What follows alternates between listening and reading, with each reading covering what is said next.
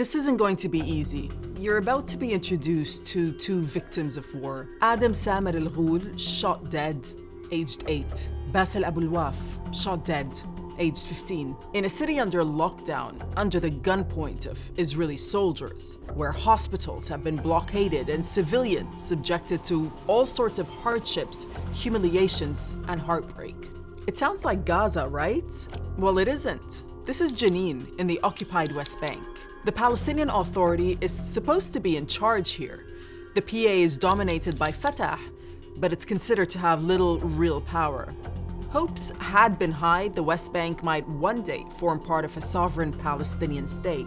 But the reality is very, very different. I'm Dareen Abu Gaida. This is Pinch Point, where geography and politics collide.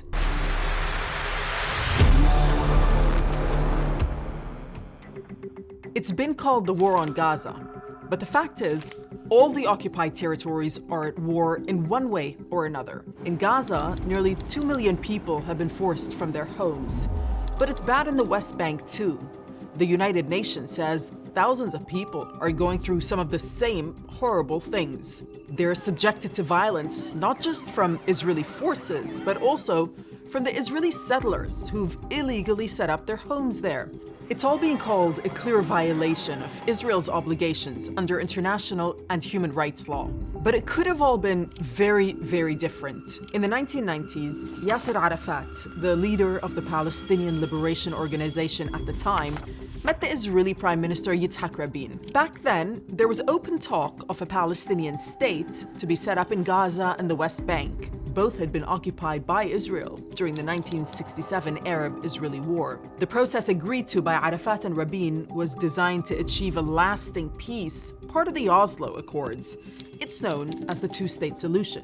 So like I said, the Palestinians would get Gaza and the West Bank, while Israel and Palestine would share Jerusalem as their capitals. But Rabin was assassinated in 1995, and this man, Benjamin Netanyahu, became prime minister a year later. The Oslo process slowed way down. Hope drained away. Just before the Gaza war started last October, the polling company Gallup asked Palestinians what they thought. This is what they had to say. In just over 10 years, support for the two-state solution had dropped by half. And it's mostly younger Palestinians who can't see two states existing side by side. Given that the majority of the population is under 30, this two-state option isn't looking so good. And remember, this is how people were feeling before the war on Gaza even started. But for the international community, the two-state solution is the only option on the table. We must be united in demanding an end to the occupation and the blockade of Gaza.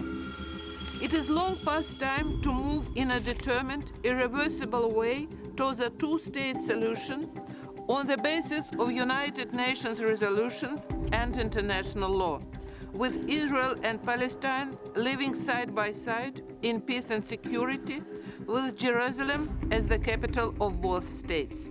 But a fully sovereign Palestine? These days, where do you even start? Yes, Palestine has been accepted as an observer state at the United Nations General Assembly, but any suggestion that Palestinians enjoy freedom of movement or self-determination, well, it's not even close to anything like that. Today, there are a number of roadblocks to establishing a Palestinian state, but here's one of the big ones: Israeli settlements. They're all over the occupied West Bank and have sprung up to the point where Palestinians living there find it very difficult to move around.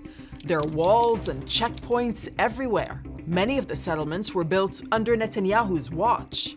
Remember, this is the man who recently told Israel that only he can prevent a Palestinian state from happening. There's one fundamental truth we can't forget in all of this, and it's that all Israeli settlements are considered illegal under international law. Still, Israel has built roads where it doesn't have the jurisdiction to build, and some of these roads are exclusive to settlers, like Route 4370. It connects the Jiva Binyamin settlement in the Israeli-occupied West Bank to Jerusalem.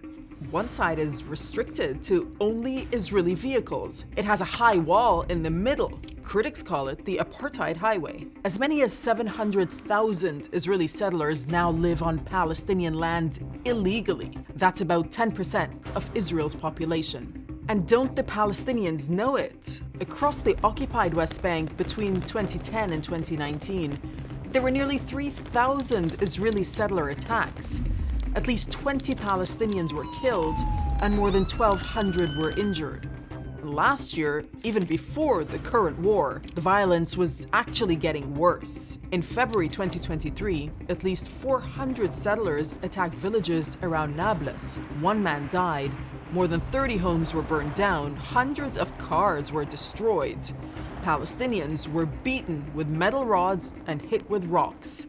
And last June, settlers burned down a Palestinian farmer's barn. The Israeli military has the power to shut down neighborhoods, cities, the entire occupied territories at a moment's notice, conducting violent raids and destroying homes as they see fit. And since the war started on October 7th, the UN says daily settler attacks have more than doubled.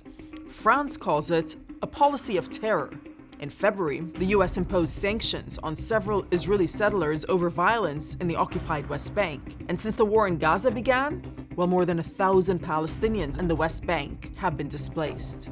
In this environment, a two-state solution hardly seems even remotely possible. The growing crisis in the region led this man, Craig Mokhiber, a senior UN human rights official, to tell his bosses he was leaving his job early. He says the two-state mantra has become an open joke within the corridors of the United Nations. Nobody who follows these circumstances, either from the political side or from the human rights side, believe, one, that a two-state solution is possible anymore. There's nothing left for a Palestinian state that would be sustainable or just or possible in any respect, and everyone knows that.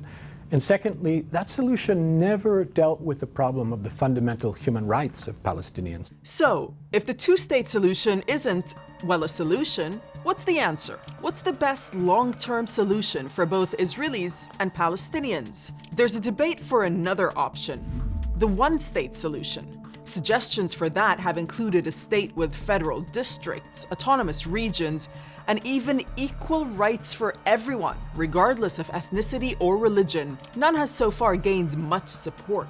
And complicating any solution, be it one state or two states, is what happens to the refugees, the Palestinians who were forced from their homes by Zionists during the Nakba. When the UN Relief and Works Agency for Palestine Refugees began its work in 1950, there were about 750,000 Palestinians who had lost their homes and any way of making a living. Now, adding in their descendants, about 5.9 million Palestinian refugees are eligible for UNRWA services. More than 1.5 million of those live in 58 recognized Palestinian refugee camps in Jordan, Lebanon, Syria, the Gaza Strip, and the West Bank, including occupied East Jerusalem.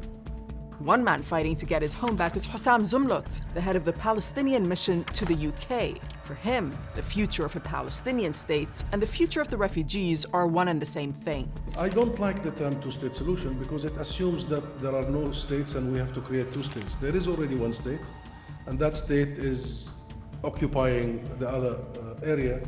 I'd like to say we must end the occupation, end Israel's occupation, establish a state of Palestine on the 1967 borders with Jerusalem as our capital, and implement the right of return for our refugees. This is a sacred right because it is our homes. I'm one of them. That as much as there is collective claim to our homes, there is a private claim. This is private property. But in the meantime, the violence goes on. And more than that, it keeps getting worse. The humanitarian catastrophe in Gaza, described by the UN Secretary General Antonio Guterres, is spreading to the occupied West Bank. The prospect of creating a Palestinian state looks ever more distant. The number of Palestinians facing harassment and homelessness is going up. So too are the number of casualties. And that means more boys like Adam and Bassem will continue to die.